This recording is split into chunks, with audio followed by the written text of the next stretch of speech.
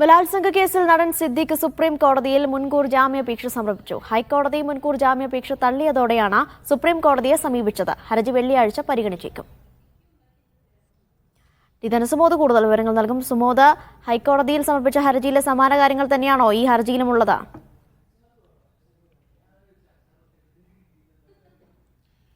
Supreme കോടതിയിൽ ഇപ്പോൾ ഹർജി സമർപ്പിക്കുന്നതിന്റെ പ്രാഥമികമായ കടമ്പകളാണ് ഇപ്പോൾ പൂർത്തിയാക്കിയിരിക്കുന്നത്. മുഗൾ റോത്തഗിയുടെ ഓഫീസ് വഴിയാണ് മുതിർന്ന അഭിഭാഷകനായ മുഗൾ റോത്തഗിയുടെ ഓഫീസ് വഴിയാണ് ഹർജി സമർപ്പിച്ചിരിക്കുന്നത്.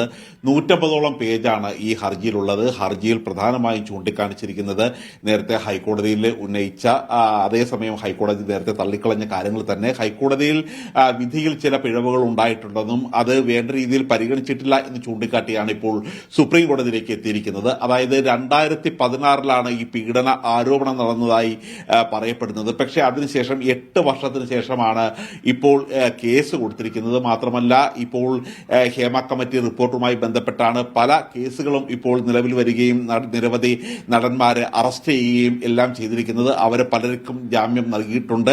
പക്ഷെ തനിക്ക് മാത്രമാണ് ഇത്തരത്തിലുള്ള ഒരു ജാമ്യം നിഷേധിക്കപ്പെട്ടത് എന്നുള്ള ഒരു കാര്യം കൂടി ചൂണ്ടിക്കാട്ടിയാണ് ഇപ്പോൾ ഹർജി സമർപ്പിച്ചിരിക്കുന്നത്. ഈ ഹർജി സമർപ്പിക്കുമ്പോൾ മുൻകൂർ ജാമ്യം തേടുന്നതിന്റെ പ്രധാന കാര്യമായി സിദ്ദിഖ് അക്കമിട്ട് പറയുന്നത് ഇത് ഒരു കാരണവശാലും തനിക്ക് തെളിവ് നശിപ്പിക്കും എന്ന് ഭയപ്പെടേണ്ട കാര്യമില്ല. കാരണം 2016 സംഭവിച്ച കാര്യമാണ്. ഈ തെളിവ് നശിപ്പിക്കണമെങ്കിൽ ഈ തരത്തിലുള്ള ഒരു 8 വർഷം എന്തിനു വേണ്ടി കാത്തിരുന്നു എന്നുള്ളൊരു ചോദ്യമാണ് പ്രധാനമായും ഇത്തരത്തിൽ ഉന്നയിക്കുന്നത്. ഏതായാലും ഈ സുപ്രീം കോടതിയിലെ രജിസ്ട്രിയിലേക്ക് നമ്പർ ഇട്ട് കിട്ടിയിട്ടില്ല. സുപ്രീം കോടതിയിലെ വെബ്സൈറ്റിൽ ഈ ഹർജി ഇതുവരെ ഒരു റിഫ്ലക്ട് ആയിട്ടില്ല. പക്ഷേ അത് ഏതാനും മിനിറ്റുകൾക്കകം തന്നെ ഇക്കാര്യത്തിൽ ഒരു റിഫ്ലക്ട് ആകും. ഇത് ഒരു ഔദ്യോഗികമായി തന്നെ രേഖപ്പെടുത്തും.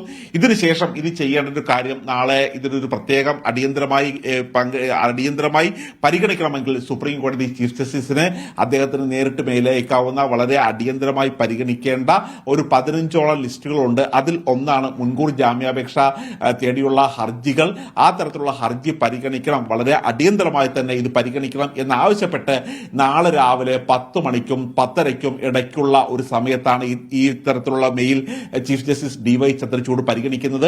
ആ പരിഗണിച്ചതിന് ശേഷം അതിന്റെ അടുത്ത ദിവസമാണ് സ്വാഭാവികമായും ഇത്തരത്തിലുള്ള ഒരു ഹർജി പരിഗണിക്കാൻ സുപ്രീം കോടതി തന്നെ നേരിട്ട് പരിഗണിച്ച് മറ്റൊരു ബെഞ്ചിലേക്ക് വിടുന്നത്. ഇപ്പോൾ ഹർജി പ്രാഥമികമായ കടമ്പകൾ പൂർത്തിയാക്കിയെങ്കിൽ പോലും എത്ര വേഗത്തിൽ പോയാലും ഒരു വെള്ളിയാഴ്ചയോടുകൂടി സുപ്രീം കോടതി ഹർജി പരിഗണിക്കും എന്ന് തന്നെയാണ് കരുതുന്നത്.